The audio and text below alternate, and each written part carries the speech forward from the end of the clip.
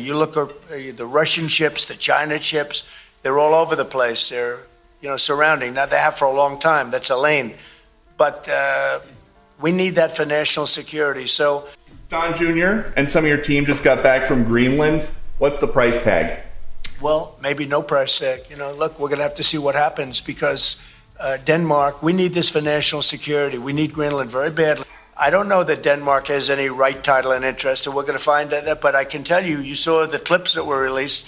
The people of Greenland would love to become a state of the United States of America. Trump wanted to buy Greenland, and Denmark basically told him to go pound sand. The same week, Tesla's sales in Europe dropped faster than Trump's approval rating after a Diet Coke shortage. Coincidence? Nope. Europe is straight up rejecting American bullies, whether they're orange politicians trying to buy countries or billionaires who think labor laws are optional. And guess what? These Europeans might just have the formula to stop Trump's tariff tantrums. Quick favor before we move on. If you appreciate this content, consider giving this video a like and subscribing to the channel. Believe it or not, more than 92% of viewers haven't subscribed yet. It's free and only takes a second, but it means the world to us. So did you subscribe already?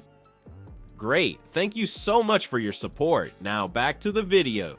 We can't be too happy with Denmark, and maybe things have to happen with respect to Denmark having to do with tariffs. Because they have to do this, I think, for the free world. We need that to protect the free world. It's very important and getting more important every year. We were greeted with tremendous love and affection and respect. The people would like to be a part of the United States. Now, Denmark maybe doesn't like it, but then... So Trump thinks buying Greenland is as easy as ordering a gold-plated toilet for Mar-a-Lago. During his bizarre March 2025 meeting with NATO's Secretary General, our former and current president actually declared Greenland essential to American interests and promised his supporters it will happen. Believe me. Because apparently sovereign nations are just properties waiting for Trump's signature on the dotted line. Danish Prime Minister Mette Frederiksen wasn't having any of this nonsense. She immediately fired back with the diplomatic equivalent of "go pound sand," stating firmly that Greenland is not for sale. It is part of Denmark, and that's final. Imagine thinking in 2025, you can just whip out your checkbook and buy a chunk of another country. It's like trying to purchase Canada's basement or Mexico's attic. Hey, Justin Trudeau, how much for Manitoba? I'll throw in a signed MAGA hat. Stocks this morning jumped on reports from the Wall Street Journal and Bloomberg that the tariffs the White House will implement next month will be more narrow in scope than originally thought. Who would have thunk that? We begin this hour at the White House, where the economy and tariffs are front and center today. President Trump will meet with Louisiana Governor Jeff Landry before they're expected to make a major announcement. Ed, markets up today only because the president is constantly gyrating on what he is doing with regards to the tariffs. One day he's implementing them, one day he's not, one day they're wide-ranging, the next day that they're narrow. The EU and NATO didn't waste time forming a solid wall of support behind Denmark. European Commission President literally said, "We stand united against territorial intimidation tactics," which is fancy political speak for back off, Orange Man.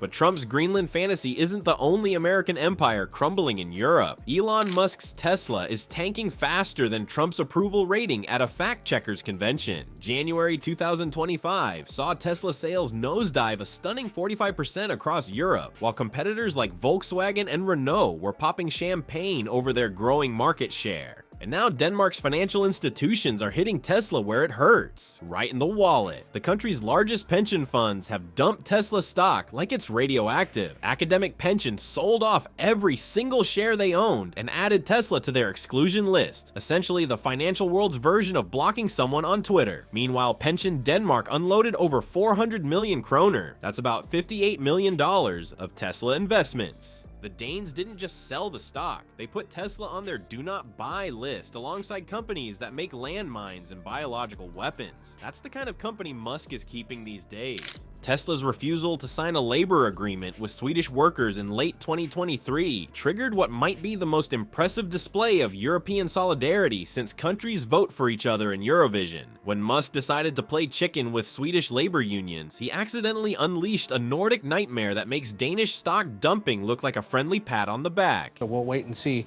what the president has to say about that there.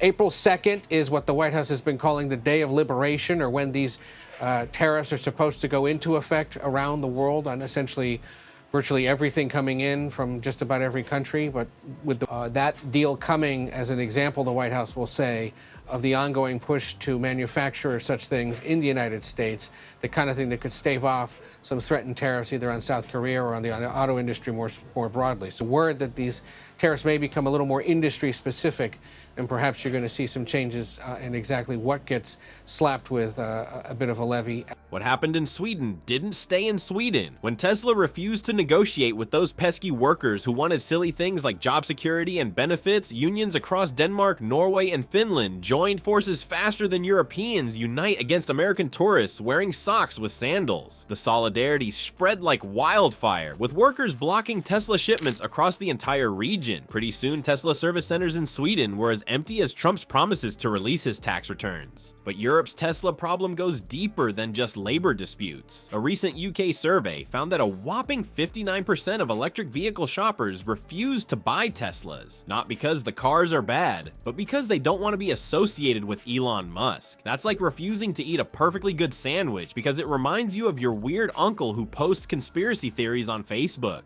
Musk hasn't exactly helped his European image by cozying up to Germany's far-right AfD party and trash-talking EU environmental policies. Europeans care about that stuff. It's why Tesla is crashing harder in Germany than a Windows 95 computer, with sales plummeting 76% in early 2025, while the overall EV market grew by 30%. Germans are saying Nein Danke to Tesla and Ja bitte to homegrown alternatives. Meanwhile, European automakers like Volkswagen, BMW, and Renault are surging ahead by actually respecting the radical concept that workers deserve rights. They're hiring locals, complying with union laws, and committing to sustainable development. Crazy stuff that European consumers apparently value. Who knew that treating workers with respect and not insulting your customers' values could be good for business? Trump's brilliant response to all this has been threatening tariffs on European automakers, which has united Europeans in opposition about as effectively as announcing America is switching to the metric system would unite Republicans and Democrats. Nothing brings Europeans together like an American trying to tell them what to do. So here we are. Europe just put Trump and Musk in the diplomatic penalty box, and it's glorious to watch. What's fascinating is how Trump's tariff tactics keep shifting like his toupee in a windstorm. One minute he's threatening European automakers, the next he's temporarily lifting tariffs on Canada and Mexico because, surprise, allies actually matter in global politics. The lesson here is crystal clear. When Europeans band together, whether they're protecting Denmark's territory or standing up for workers who just want fair treatment, they can actually make America's biggest bullies back down. Trump's diplomatic playbook is basically a crayon drawing at this point. Maybe instead of obsessing over buying Greenland, Trump should invest in something more useful, like a basic geography textbook or a How Not to Be an International Laughingstock for Dummies guide. Just saying.